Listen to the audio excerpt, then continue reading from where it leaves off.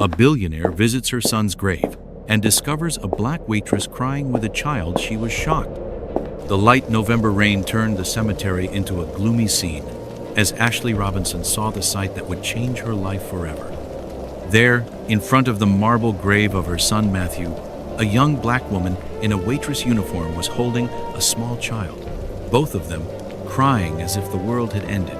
Ashley stopped abruptly, her gloved hands clenching the bouquet of white lilies. At 55, the matriarch of the Blackwood Industries empire had never seen these two people before. But something about the woman's posture and the child's delicate features made her heart race for reasons she couldn't explain. "Excuse me," Ashley said, her voice cutting through the silence of the cemetery like a knife. "This is a private moment. You're in the wrong place." The young woman lifted her face, revealing eyes red from crying. "I'm sorry. I didn't know anyone was coming today." Her voice trembled, but there was a quiet dignity there that Ashley hadn't expected to find. "Who are you?" Ashley asked, her ruthless business instincts kicking in immediately. "And why are you crying at my son's grave?" The child, a boy of about 4, looked up at Ashley with bright green eyes, eyes she knew all too well, eyes she had seen in the mirror for decades, eyes identical to Matthew's. "My name is Sarah Johnson," the young woman replied, wiping her tears with the back of her hand. "And this is Michael. I work at Bell's Diner in town. I come here every month because," she hesitated, glancing at the child, "because Matthew was very important to us." Ashley felt the world spin. Matthew had died 3 years ago in a car accident at the age of 28, taking with him all the dreams she had placed on the Blackwood family. After the funeral, she had investigated every detail of his life, trying to find meaning in the loss. She had never found any evidence of a serious relationship, let alone a child. "Important how?" Ashley asked, her voice dropping an octave. The rain began to fall harder, but none of the three moved. Sarah looked straight into Ashley's eyes with a courage that caught the billionaire by surprise. "Because Michael is his son, and because I promised her that I would always take care of him no matter what." The bouquet slipped from Ashley's hands, the flowers scattering across the cold stone of the grave. 3 years. 3 years she had mourned Matthew's death, believing that her bloodline had ended with him. 3 years later, only to discover she had a grandson, a black grandson raised by a waitress, living a life she could never have imagined. But there was something in Sarah's eyes that didn't fit with the simple story she was telling. A caution, a hidden fear, as if she were keeping secrets much bigger than just Michael's existence. What Ashley didn't know was that this revelation was only the first thread in a web of lies and betrayals involving people very close to her, and that Sarah's apparent vulnerability hid a strength about to shake the foundations of Ashley's privileged world. 2 weeks after the encounter at the cemetery, Ashley had turned her private library into a command center. Private investigator reports covered the century-old mahogany table, each page revealing details about Sarah Johnson's life that left her increasingly unsettled. Single, no known family. "Works 60 hours a week at 2 jobs to support her child," Ashley muttered, flipping through the documents. "Lives in a 1-bedroom apartment in the slums. No formal education beyond a high school diploma." Her personal assistant, David Chun, stood silently beside the armchair. He had seen Ashley destroy entire corporate empires without batting an eye, but this time her emotions were clearly showing. "What about the child's mother?" Ashley asked, her icy blue eyes fixed on a grainy photo of Michael playing at a public playground. "Here's where it gets interesting," David said, opening a separate folder.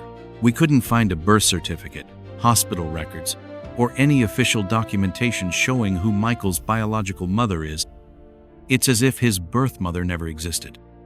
Ashley tapped her fingers on the table, a habit her executives had learned to fear. 3 years ago, when Matthew died, she had investigated every second of his life, looking for meaning, clues, anything to justify the loss. She had never found any sign of a serious relationship. "Schedule a meeting with this Sarah," Ashley said, pronouncing the name as if it were a foreign word, "in my office. Tomorrow at 2 p.m. The next day, Sarah arrived at the Blackwood Industries headquarters, wearing her best and only suit, bought from a thrift store. The 60-story building loomed above her, as if daring her to step inside, its glass walls reflecting a distorted image of herself. Ashley welcomed her into her office on the top floor, where the massive windows offered a panoramic view of the city, a calculated display of power, and both of them knew it. "Sit down," Ashley said, gesturing to a chair strategically positioned lower than hers. "We need to talk about Michael." Sarah remained standing. "I'd rather stand. Thank you." "As you wish." Ashley opened a folder on the desk. "I've looked into you, Miss Washington. 2 jobs, no savings, living in conditions unsuitable for raising a child." "Michael is well cared for and loved," Sarah replied, her voice calm but firm. Ashley smiled, a smile that didn't reach her eyes. "I'm sure you've done your best. But a child carrying the Blackwood bloodline deserves more than just your best. He deserves the very best that money can buy." "And what exactly are you suggesting?" $200,000, Ashley said, sliding a check across the table. "To start, Michael will come live with me, get the education he deserves. The future Matthew would have wanted for him. Of course, you can still visit him on weekends." Sarah stared at the check as if it were a poisonous snake. "Are you trying to buy my son?" "He's not your son," Ashley said, the mask of civility beginning to crack. "He's my grandson, my blood. And, frankly, a waitress in her 20s can't give him what our family can." "Family," Sarah laughed. But there was no humor in the sound. "Ashley, may I call you Ashley? You want to talk about family? Michael has called me Mom for 3 years. I wake up in the middle of the night when he has nightmares. I teach him math at the kitchen table. I read him bedtime stories. That is family." Ashley stood up, her height looming over Sarah. "Noble sentiments, but reality is harsh. You work yourself to the bone just to pay rent, which probably eats up half your income. Michael deserves private schools, trips around the world, opportunities you can never give him. And he deserves unconditional love," Sarah shot back. "Something you clearly didn't give your own son." The silence that followed landed like a slap across Ashley's face. "How dare you? Matthew told me about you," Sarah continued, her voice low but cutting like a knife. "About the missed meetings, the football games you never showed up for, the birthdays where you sent expensive gifts through an assistant. You want Michael because he's a second chance to cleanse your conscience, not because you truly care about him." Ashley clenched her fists. "You don't know me." "No, but I knew your son, and I understand exactly why he never told you about Michael." Sarah picked up the check and tore it in half, the pieces falling to the floor like wilted petals. "Michael is not for sale. Then we'll do this the hard way," Ashley said, her voice dropping to a dangerous edge. "I have resources you can't even imagine. Lawyers, investigators, connections at every level of government. I can prove that a single mother with no education living in poverty is not the best environment for a child." Sarah smiled, her first smile since she had stepped into the office. And something in that smile made Ashley pause for a moment. "Ashley," Sarah said softly, "you're assuming I'm just a poor waitress you can intimidate. But there are things about me, about Michael, about Matthew, that you haven't discovered yet. And when you do," she paused, her eyes flashing with a resolve that surprised the billionaire, "believe me, your investigators aren't as good as you think they are." She turned and walked toward the door, pausing only to glance back at her one last time. "And Ashley, the next time you want to talk about Michael, it will be on my terms, not yours." When Sarah left, Ashley stood alone in her office, the floor still littered with the torn pieces of the check. For the first time in decades, someone had walked away from a negotiation with her and left holding all the cards. What Ashley couldn't comprehend was how an ordinary waitress could remain so calm and so confident. It was as if Sarah knew something, some secret that made all of Ashley's threats and power meaningless. And even more unsettling, for the first time in her life, Ashley Robinson felt as if she were being watched, studied by someone who could see through every layer of her defenses and wasn't the least bit impressed by anything she owned. 3 days after the confrontation, Ashley received a phone call that left her stunned. Her lead attorney, Richard Thornton of the prestigious firm Thornton and Associates, sounded tense, something extremely rare in their 20 years of working together. "Ashley, I need to tell you something about the custody case for Michael," he said, his voice tight as a wire. "I got a call today about Miss Washington's legal representation." "She hired a lawyer?" Ashley laughed, drumming her fingers on the table. "With what money? It's probably just some unprepared public defender." "Actually," Richard hesitated, "it's Morrison, Caldwell, Pierce. They're representing her pro bono." Ashley nearly spilled her coffee. Morrison, Caldwell, Pierce was one of the 3 largest law firms in the country, specializing in civil rights cases and renowned for never losing a major case. "That's impossible. Why would they be interested in some waitress?" "I don't know, but there's more. They've already filed a preventive petition, claiming that any attempt to forcibly take custody of Michael would constitute legal kidnapping based on socio-economic discrimination." Ashley slammed the phone down so hard that she cracked the receiver. Sarah had played her first card, and it was a much stronger card than Ashley had ever imagined. Meanwhile, in Sarah's modest apartment, a very different meeting was taking place. The cramped room was crowded with people Ashley would never have expected to find there. Professor Michael Chun, a law professor at Columbia University. Investigative journalist Amanda Torres, known for her exposés on corporate corruption. And at the center of it all, an elegant older woman whom Sarah greeted with clear respect and affection. "Aunt Helen, thank you for coming," Sarah said, hugging the woman tightly. "I know you just flew all the way from Chicago." Helen Washington smiled, her intelligent eyes sparkling with the same fire Sarah had shown in Ashley's office.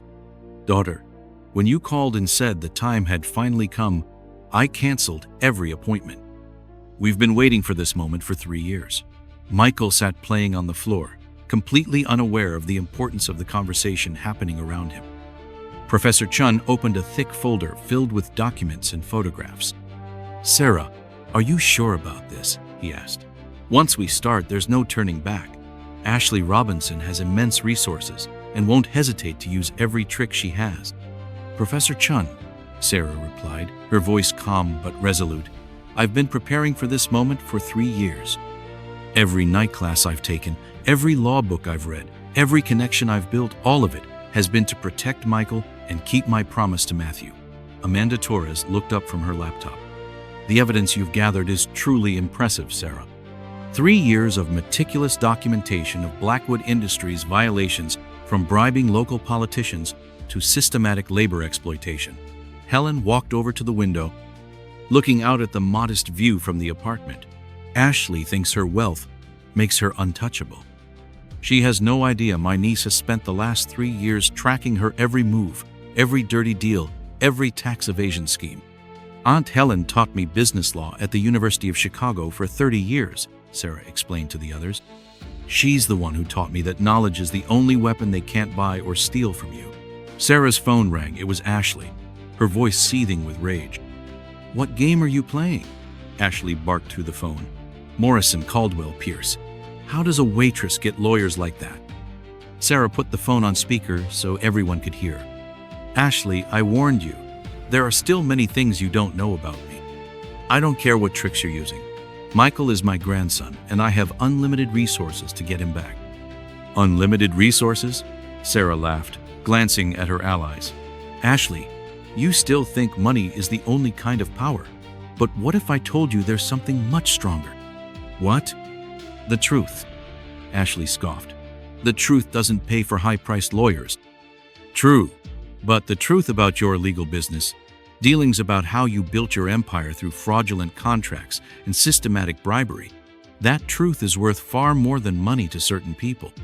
The silence on the other end was suffocating. Finally, Ashley spoke, her voice losing its former arrogance. "You're bluffing." Amanda Torres, the investigative journalist from the Metropolitan, picked up the phone. "Good afternoon, Mrs. Blackwood. This is Amanda Torres. I'm finalizing an investigative series on questionable corporate practices. I'd like to give you an opportunity to comment on the allegations we've uncovered." Ashley hung up immediately. Helen smiled, pride shining in her eyes as she looked at Sarah. "You've learned quickly. There's no need to attack head-on when you can flank. Dr. Chun closed the folder. The legal strategy is solid. We have precedents where courts have ruled that taking a child away purely for economic reasons is discriminatory. Amanda added, and I've got 3 years worth of documentation on every shady deal Ashley's ever pulled, from shell companies and bribes to covered up environmental violations. Enough to destroy any reputation. Sarah lifted Michael into her arms, the boy giggling innocently as she held him close. What Ashley doesn't understand is that I'm not just fighting for Michael. I'm fighting against a system that believes money can buy everything, even the right to tear families apart. Helen stepped forward and placed a hand on Sarah's shoulder. Your mother would be so proud of you. She always said that knowledge is the only inheritance no one can ever take away from you. Aunt Helen raised me after my parents died, Sarah explained. She taught me that it doesn't matter where you come from, it matters where you're going. And sometimes, to protect what you love, you have to be willing to fight. The phone rang again. This time it was Ashley's lawyer. Miss Washington, my client would like to propose a settlement. $500,000 and supervised visitation rights. Sarah looked around at everyone in the room. They all shook their heads. Mr. Thornton, tell her that Michael is not for sale at any price, and tell her she has 48 hours to withdraw all legal threats against us. If not, on Monday morning, the Metropolitan will publish the full exposes on Blackwood Industries, and I'm certain the IRS will be very interested in the documents we have. Amanda smiled. Sarah, are you ready? Once the article goes out, Ashley will throw all her power at you. Sarah looked down at Michael, sleeping peacefully in her arms. Amanda, I've lived the last 3 years waiting for this day. Ashley thinks her wealth makes her untouchable, but she's never faced someone who's had enough time to prepare properly like I have. Dr. Chun stood up, gathering the files. The lawsuit will be filed tomorrow. The legal precedents are on our side. Helen kissed Sarah's forehead. Remember this, daughter, they may have the money, but we have the truth. That night, while Michael slept soundly, Sarah opened an old trunk. Inside were her night law school diploma, certificates from management courses, letters of recommendation from respected professors, and at the very bottom, a photograph of her with Matthew and a young white woman. The photograph Ashley had never seen. The photograph revealed not only who Michael's real mother was, but also why Sarah had prepared so meticulously for this moment. Ashley Robinson was about to discover that underestimating someone can be the most costly mistake of her life, and that sometimes the sweetest revenge doesn't come through force, but through patience, preparation, and the perfect moment to expose truths some people would do anything to keep buried. On Monday morning, Ashley woke up to find 37 missed calls on her phone. Her assistant David stood outside her bedroom door, holding a tablet with an expression she had never seen before, genuine fear. Ashley, you need to see this, he said, handing her the device with trembling hands. The front page headline of the Metropolitan appeared on the screen. Empire built on corruption. Leaked documents. Revealed decades of crimes at Blackwood Industries. Ashley's legs nearly gave out beneath her. Below the headline were dozens of scanned documents, fraudulent contracts, political bribes, large-scale money laundering. Each page was a death sentence for the reputation she had spent her life building. How did they get this? She stammered, scrolling through the article. There were photos of secret meetings she was certain had never been recorded, and audio clips of private conversations. Her phone rang. It was Richard Thornton, her lawyer. Ashley, it's a complete disaster, he said bluntly. The IRS has already issued search warrants. The FBI is on their way to your house. And that's not all. The Securities and Exchange Commission has frozen all trading of Blackwood Industries stock.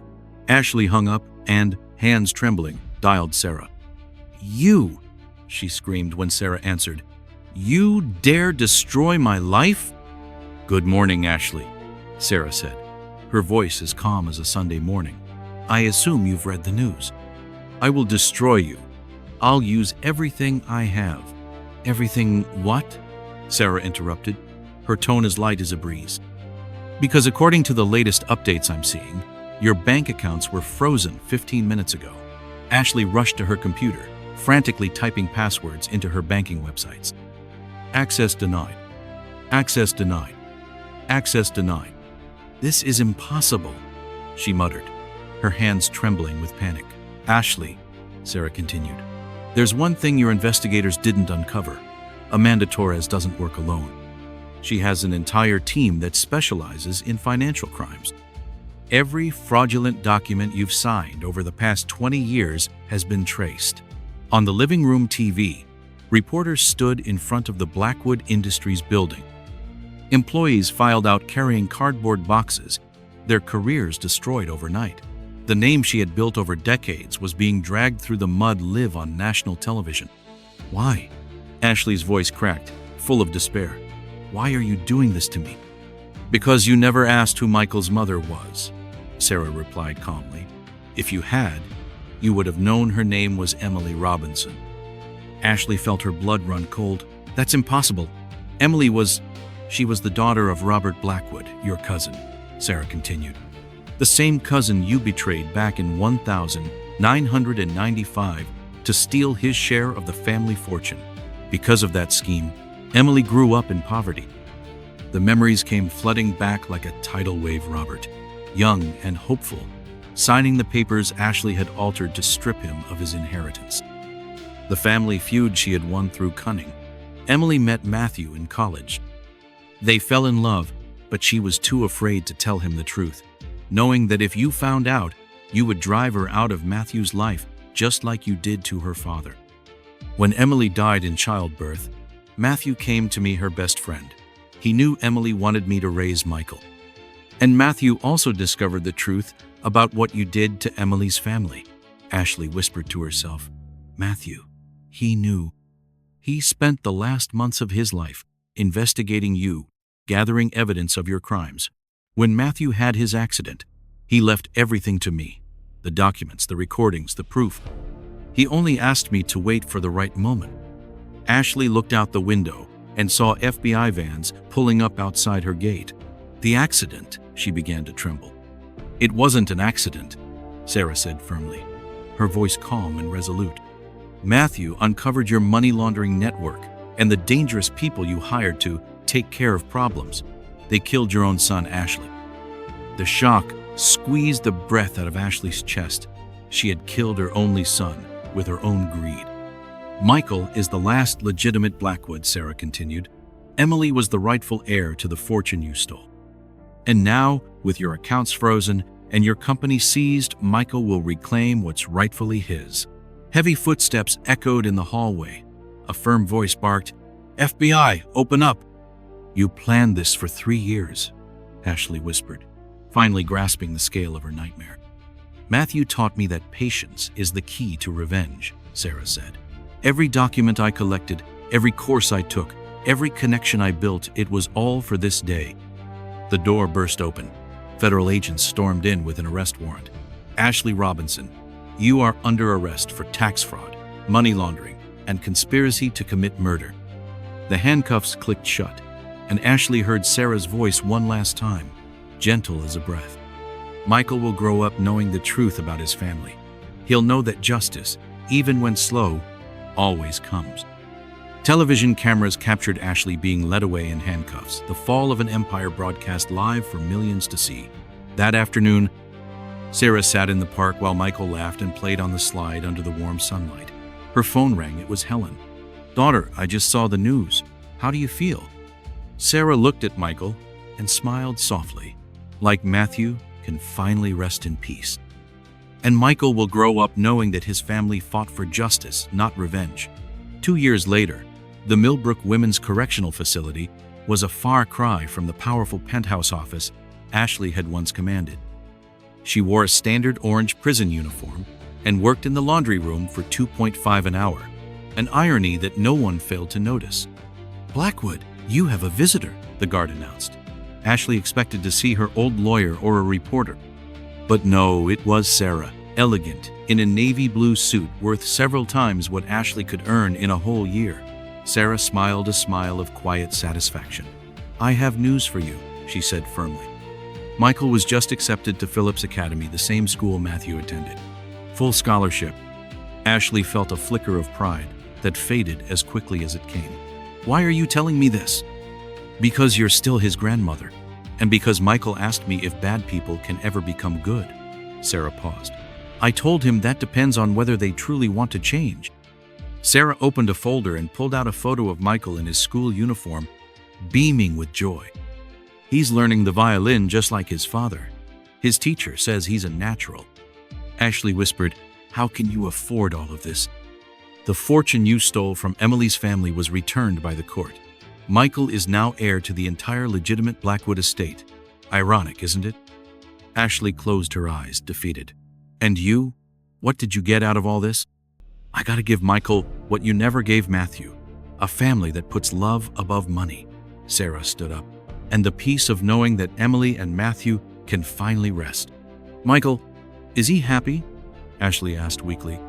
He's loved, Sarah said. And that's the only thing that ever mattered. Meanwhile, Michael ran around the garden of their new lakeside home in Connecticut, a cozy house overlooking the sparkling water. Sarah sat on the porch, a framed MBA degree hanging on the wall behind her. Mom, can I play the violin for you? Michael shouted, running toward her. Of course, my love, Sarah replied, her eyes glowing with pride. Pride Matthew would surely have shared. Helen still visited often, sharing family stories with Michael's stories he cherished. Aunt Helen taught me, Sarah had once told Michael, that the best revenge isn't destroying your enemies, but building something so beautiful they regret not being part of it. Michael would grow up knowing that true family is built on love, not money. That even when the world is unfair, there is always a wise way to rewrite your own story. Ashley had tried to buy a grandson, but she learned too late that family cannot be bought. It can only be built through love and presence. And Sarah had proven that patience and intelligence will always triumph over arrogance and prejudice.